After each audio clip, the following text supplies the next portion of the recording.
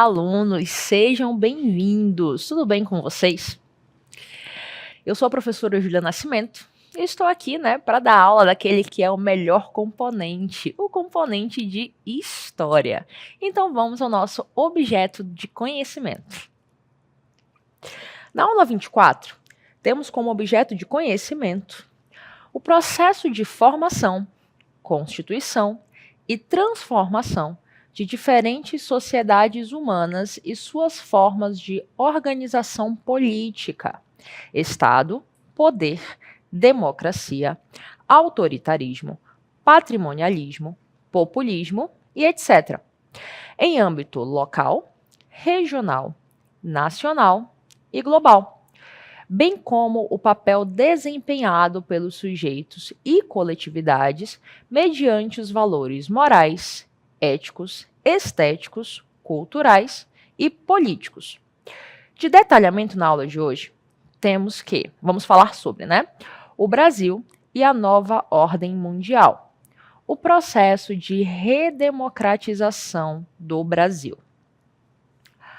Então, esse é aquele momento que você separa o seu material, tomar nota. Estamos falando da história do nosso país, estamos falando, de um componente que é importante para prestar o vestibular, e vamos à aula de hoje.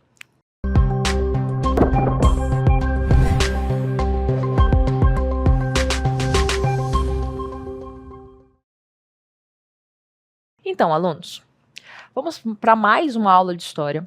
Esse contexto ele é bastante importante. Estamos falando da história do nosso país, a história do Brasil, E naquele processo ali, ora antes da ditadura civil-militar, ora depois, tá? A aula vai ter esses dois momentos. Então é importante aí que você esteja atento, tá? Na temporalidade expressa nessa aula, tá bem? Falando então, dessa temporalidade, nesse primeiro momento, vamos falar sobre o Brasil e a nova ordem mundial. Ordem essa que vai ser estabelecida depois do fim da Guerra Fria, tá bem? Então vamos ao texto. A nova ordem mundial, caracterizada pela globalização, pela interdependência entre as nações e pela ascensão de novas potências econômicas, impõe ao Brasil desafios e oportunidades únicas. O país, com sua vasta diversidade cultural, econômica e social, busca consolidar seu papel no cenário internacional e garantir o bem-estar da população. Quando a gente fala da nova ordem mundial, precisamos lembrar do contexto, tá bem? Estamos falando do contexto pós-Guerra Fria, aonde durante a Guerra Fria a gente vai ter aquela bipolaridade, a ideologia do socialismo representado pela União das Repúblicas Socialistas Soviéticas contra, em Guerra Fria, com o capitalismo, que era representado pelos Estados Unidos da América. Então nós tínhamos duas superpotências, e suas principais ideologias políticas e econômicas nessa disputa por poder. A partir do momento que a Guerra Fria acaba, ali com a queda do Muro de Berlim, que era um símbolo da Guerra Fria, com os problemas econômicos da União Soviética e a União Soviética se desmembrando, nós teremos essa nova ordem mundial, citada aqui, tá? E aí ela vai ser marcada por um processo de globalização da sua economia, pelo processo de desenvolvimento tecnológico, desenvolvimento dos transportes, da comunicação, essa interligação entre diversos países, tá? E aí teremos uma multipolarização. Vamos dar destaque agora não só a dois países, Estados Unidos da América vão continuar em destaque, mas teremos destaque também países da Europa Ocidental, tá bem? E no contexto asiático teremos o destaque do país Japão e da China, tá bem? Então a gente percebe aí que vai haver um aumento, de influência de outros países, além dos dois que estavam em vigor durante a Guerra Fria, ok? Dando continuidade ao nosso texto, vale lembrar, a nova ordem mundial é o nome dado ao rearranjo da estrutura da política e da economia mundial, a partir da segunda metade do século XX, em substituição à antiga ou velha ordem mundial até então vigente. Nessa reconfiguração, alguns dos antigos países dominantes se mantiveram nessa posição, como foi o caso, né, dos Estados Unidos, que eu acabei de citar para vocês. Enquanto outros se viram enfraquecidos diante do cenário que se desenhava mediante a combinação das forças políticas e econômicas. Percebam então, né, que essa nova ordem mundial ela vai mexer com a estrutura política e econômica do mundo, né? Estávamos falando de duas potências que representavam duas ideologias. O mundo era bipolar, ou seja, ou você era de um ou você era de outro, né, basicamente. E agora não, nós teremos novas influências, uma nova estrutura econômica, né? E isso vai afetar aí o nosso país, vai afetar o Brasil, porque ele vai ter agora que criar novas ligações, mexer no seu contexto econômico, como veremos na aula. Mas antes de falar sobre isso, vamos ver um videozinho, deixa eu mostrar para vocês. Olha só que momento incrível, né? O momento aí da derrubada do Muro de Berlim. Olha só que legal. Viu, ó, as duas pessoas se abraçando pós-derrubada. Olha só que incrível. Então, durante a separação de Berlim, vamos lembrar aí, né, a capital alemã, o muro ele vai se tornar um símbolo. Por quê? Porque ele foi construído justamente para que as pessoas não pudessem passar, né, da Berlim Oriental, ali sob ideologia socialista, tá, para a Berlim Ocidental, sob ideologia capitalista. Imagina, você está numa cidade e de repente, né, por conta de uma guerra e fatores ali, né, políticos, você não pode mais passar, né, com facilidade para o outro lado da cidade. É o que vai acontecer com Berlim, né, durante a Guerra Fria, pós-Segunda Guerra Mundial. E aí o que vai acontecer? Uma fuga muito grande, porque como estão sob ideologias diferentes, modos políticos e econômicos de pensar diferentes, né, modos administrativos diferentes, a Berlim Oriental ela vai passar por alguns problemas econômicos que a Ocidental não vai passar naquele momento. Né? Então vai haver um êxodo muito grande da Oriental para o Ocidental, do lado socialista para o lado capitalista. E a partir dali, né, houve a necessidade pelo governo socialista de subir esse muro, um muro de 4 metros de altura, de 140 quilômetros de extensão, né? Esse muro ele foi criado de um dia para o outro, né? Então quer dizer assim, ali passava uma imagem, passava um recado do que era aquilo dali, o que era para o mundo, né? Aquela disputa ideológica, aquela disputa econômica, certo? Então o Muro de Berlim se torna esse símbolo. E se o Muro de Berlim é um símbolo da Guerra Fria, a sua queda se torna também simbólica, né? Por isso, então, mostrei para vocês aí nesse vídeo, momento em que há essa derrubada, porque quando há a queda do Muro de Berlim, né, quando a União Soviética começa a se enfraquecer e já não consegue manter esse muro, as próprias pessoas vão, né, e vão derrubando ali. Isso é muito representativo, né? Por isso a necessidade após a queda, sabe, esse abraço, representando aí uma reunificação, né, que é o que vai ocorrer. Após, então, essa queda do Muro de Berlim, que vai marcar o fim da Guerra Fria, é que há essa multipolarização, né, no mundo, e a partir daí a mudança, deve haver uma mudança estrutural, né, tanto política quanto econômica, em diversos países do mundo, incluindo o nosso. Então, o Brasil ele vai ter que, né, repensar a sua forma econômica, vai ter que repensar ali suas ligações econômicas também. Estamos falando da história do Brasil. Então, vamos dar continuidade falando do governo de Juscelino Kubitschek. Vale lembrar, o governo de Juscelino Kubitschek ali, em meados dos anos de 1950, com a intensificação da industrialização nacional, vai fazer com que haja um maior ingresso de empresas estrangeiras no Brasil, tá? De forma concomitante à reformulação de políticas internas, aliadas aos interesses dos principais centros econômicos internacionais. Vou chamar a atenção de vocês para esse contexto aqui, tá bom? O Juscelino Kubitschek, ele tinha um slogan na época que ele dizia que o país ia se desenvolver, sim, o que seria em 50 anos, ele desenvolveria em 5. Tanto é que ele vai usar o slogan, né, 50 anos em 5. É o que ele vai chamar de plano de metas. Dentro desse plano de metas do seu governo, ele vai aprofundar a industrialização, né? Nós teremos um crescimento aí de cerca de 80% nas nossas indústrias, tá bom?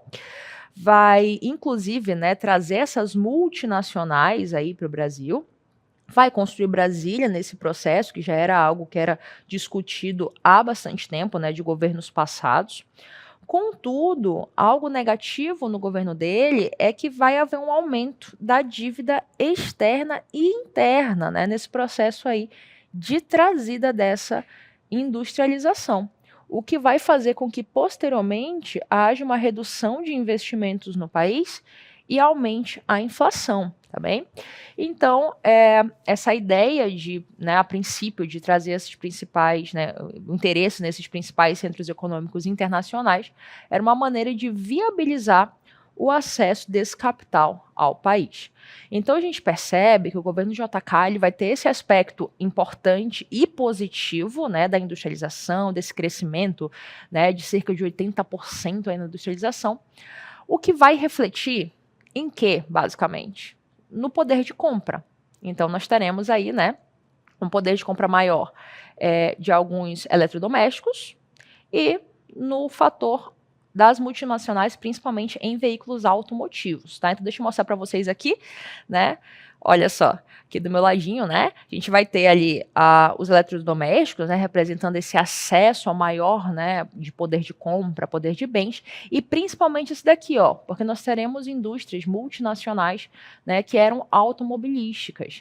Inclusive, Juscelino Kubitschek, ele vai intensificar a construção de rodovias. Por quê? Olha só que interessante, né? Como a história vai puxando as informações.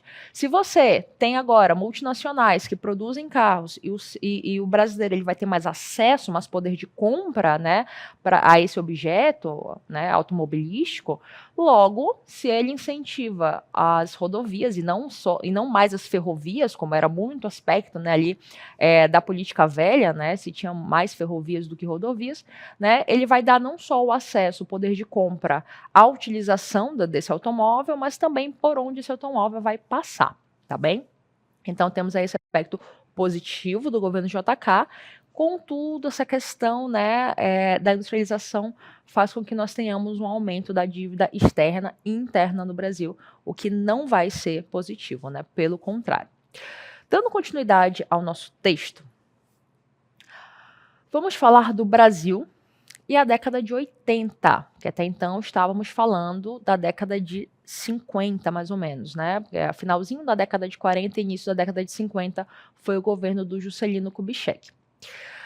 As décadas de 1980 e 1990, percebam que estamos falando aí, né, de 35 anos, né, 45, 35 anos atrás, foram um período de profundas transformações no Brasil, marcadas pela transição da ditadura militar e pela democracia e por grandes desafios econômicos e sociais. Primeiramente, alunos, a gente vai falar da década de 80, tá bem? Mas vamos relembrar em qual contexto, tá? A gente está, quando a gente fala da década de 80. Em 1980, especificamente falando deste ano, né, estávamos em período de ditadura civil-militar, né? Só que a gente já estava naquele período assim, sabe?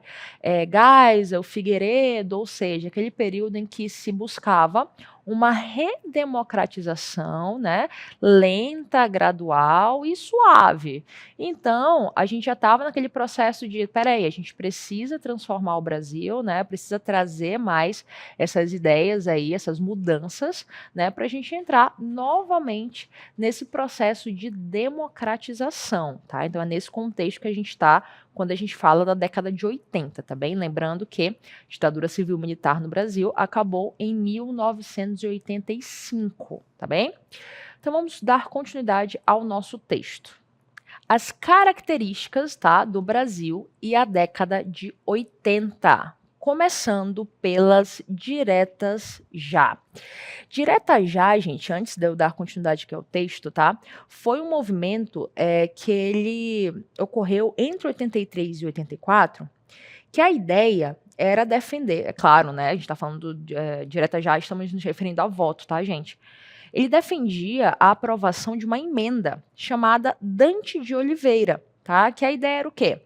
Era que essa emenda passasse, né, fosse aprovada pela Câmara dos Deputados, por isso as pessoas foram às ruas, tá? E o que defendia essa emenda? As eleições presidenciais diretas, tá? Foi um marco, assim, na oposição da ditadura, tá bem? Não vai dar certo, não vai ser aprovada, tá bem? Mas, dando essa continuidade, então, pelo texto, vamos falar que foi um marco nesse processo, tá? Mobilizando milhões de brasileiros em prol da eleição direta para presidente. Embora não tenha obtido sucesso imediato, o movimento fortaleceu a luta pela redemocratização, né? Então, o que é a ideia de um voto direto? Quando a gente fala em voto direto, é um processo onde você escolhe seu representante diretamente. Você vota no nome daquela pessoa que você quer como seu representante, alguém para ocupar o cargo de chefe de Estado, ou seja, né, o maior cargo de uma república. Esse é o processo democrático. Durante a ditadura civil-militar, não havia um voto direto, o voto era indireto. Ah, professora, mas como é que isso ocorria? Havia um colegiado, tá? Havia um grupo de pessoas que, de comum acordo, decidiam quem iria assumir. As diretas já, ou seja, nessa mobilização que vai puxar ali, né, tanta gente em busca da liberação da emenda do Dante Oliveira, né, da aprovação, ela vai pressionar, né, vai ser importante, vai ser um marco importante nessa luta de oposição à ditadura. Contudo, não vai ser aprovada, a emenda não vai ser aprovada, quem vai ser eleito vai ser o Tancredo Neves, tá? Ele vai ser o próximo presidente, mas vai ser eleito por esse colegiado, tá bem? Dando continuidade a essas características, vamos falar sobre o fim da ditadura e a nova Constituição. A década de 1980 foi marcada pelo fim da ditadura militar, tá? Estou falando da década, tá, gente? O ano do final da ditadura é 1985, tá? Não confundam. E pela promulgação da Constituição de 1988, um marco para a redemocratização do país, né? E para a garantia de direitos e liberdades. Vou mostrar agora para vocês uma imagem, tá?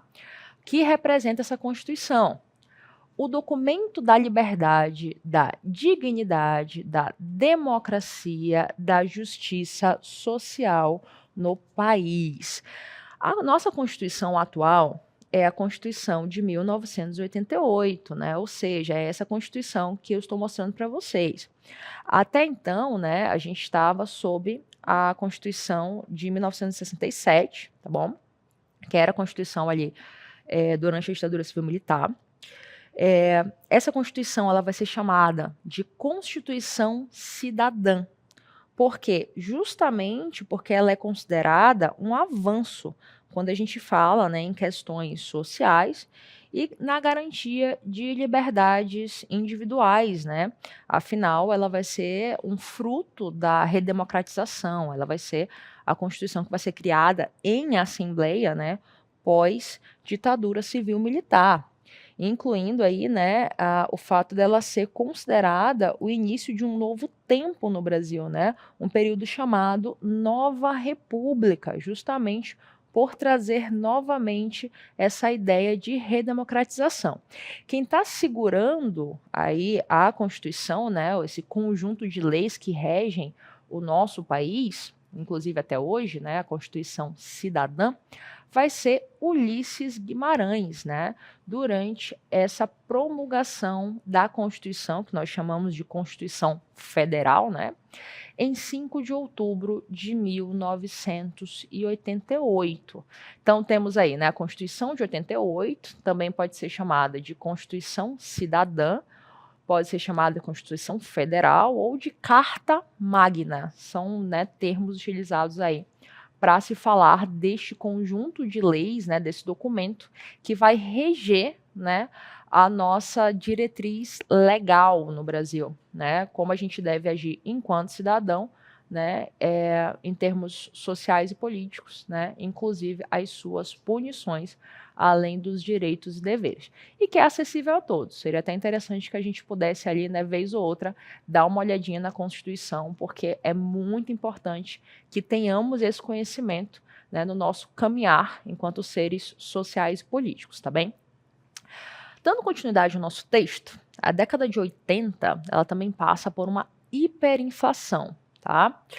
A economia brasileira enfrentou uma grave crise hiperinflacionária, isso daí pós-ditadura, tá, gente? A gente ficou com uma inflação bem alta, com a moeda perdendo rapidamente seu valor. Essa crise impactou negativamente a vida da população e dificultou a implementação de políticas públicas. Primeiramente, eu gostaria de chamar a atenção para vocês sobre o que são políticas públicas, tá bem? Políticas públicas, elas são ações que, em geral, são desenvolvidas pelo governo, né, para garantir direitos da população em diversas áreas, tá? Isso daí são políticas públicas. Agora, professora, de que forma isso vai impactar negativamente a vida da população? Quando a gente fala de aumento da inflação, né, o brasileiro ele sente diretamente em suas ações cotidianas, tá? Então, vai haver um preço, né, maior dos bens de consumo, dos serviços, né, da alimentação. Isso vai afetar diretamente aí o brasileiro, que vai parar de ter acesso, né, a esse bem. Então é importante que a gente tenha, né, essa noção do que aconteceu, dessa hiperinflação pós-ditadura civil-militar, tá bem? Perceba que a gente fala da moeda, né, nesse contexto. A moeda, ela perde o seu valor. Vamos falar um pouquinho, então, sobre as moedas que passaram pelo contexto brasileiro, tá bem? Começando aí pelo Plano Cruzado. Na tentativa de controlar a inflação, né, que estava muito em alta, o governo lançou o Plano Cruzado, que inicialmente teve sucesso, mas logo perdeu efeito e contribuiu para o agravamento da crise, né? Estamos então em uma crise e o Plano Cruzado não vai dar certo. Vou trazer uma imagem para vocês da nossa imprensa aqui, né, resgatada pela nossa imprensa, aonde se diz, né, que um cão teria um dia melhor, né? Porque temos algumas características, como o cruzeiro morre, né? Estamos falando da moeda, tá? Nasce o cruzado, que vai ser a próxima moeda, daqui a pouquinho eu vou mostrar para vocês. Os bancos são fechados, a inflação está entre 14,36, né? A bolsa cai, o dólar chega a 20 mil cruzados, perdão, né? Temos aí uma max desvalorização, né? E os salários e preços são congelados, ou seja, você não consegue ali, né, aumentar o seu salário, que em teoria, né, deve aumentar de tempos em tempos para acompanhar a inflação, tá bem? Dando continuidade ao nosso texto, já na década de 1990, nós teremos uma nova moeda, né, o Plano Real. A princípio, deixa eu falar para vocês qual era o objetivo do Plano Real, tá?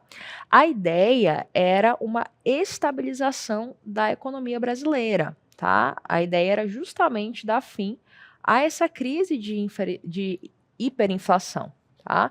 Temos então, né, em 1994, o Plano Real, né, liderado por Fernando Henrique Cardoso, na época, né, sociólogo Fernando Henrique Cardoso, inclusive foi presidente do Brasil posteriormente, tá? Ele vai ser, na verdade, um dos ministros do presidente Itamar Franco, em 94 era o presidente Itamar Franco, né? E aí ele vai dar uma carta branca, ou seja, ele vai deixar com que Fernando Henrique junte um grupo de economistas, tá bom? Para trazer a ideia do Plano Real, dessa troca de moedas, buscando a estabilidade econômica brasileira, tá bom? Então ele vai conseguir estabilizar a inflação e recuperar a confiança dos investidores. A nova moeda, o real, substituiu o Cruzeiro Real e se tornou um marco na história econômica do Brasil. Tá, professora, a senhora pulou ali da década de 80 já para a década de 90, né? Do cruzeiro, do cruzado para o plano real. Foi tão rápido desse jeito? Na verdade, não, alunos. Nós tivemos aí, né, alguns retornos de moedas, né, idas e voltas, que eu vou mostrar para vocês agora, tá? Nessa imagem aqui, né? A gente vai ter, deixa eu destacar aqui para vocês, nós teremos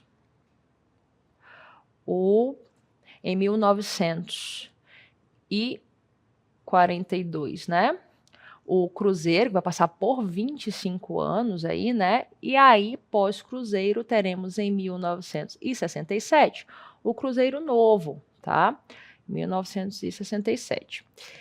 Em 1970, volta para o cruzeiro aqui, né? Como a gente está vendo, que vai passar mais 16 anos, indo para 1986, tá bom?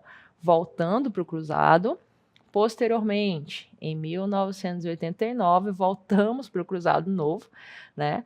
Em 1990 para o cruzeiro, até chegar a 93. Aí teremos o cruzeiro real, até finalmente em 1994, né, chegarmos ao real, que é a nossa moeda, tá bom?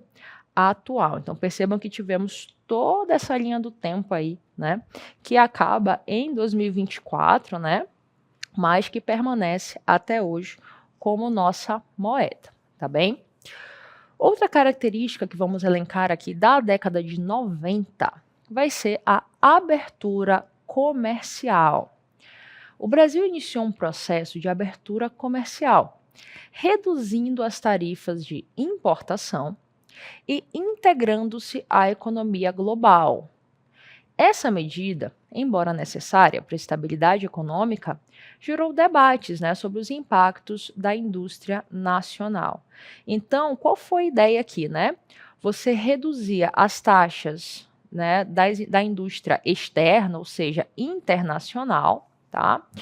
E a partir dali você tinha maior facilidade de comprar esses produtos, né? Porque o comércio internacional ele pagava menos taxas, né, para vender para a gente. O que para o comércio nacional poderia não ser tão interessante, né? Afinal, não teria mais tanta vantagem, né, em termos de valores dos seus produtos, caso houvesse essa diminuição de taxa. Por isso, houve aí nesse contexto de debate nesse momento, tá? E de última característica que eu vou elencar para vocês, nós temos as privatizações.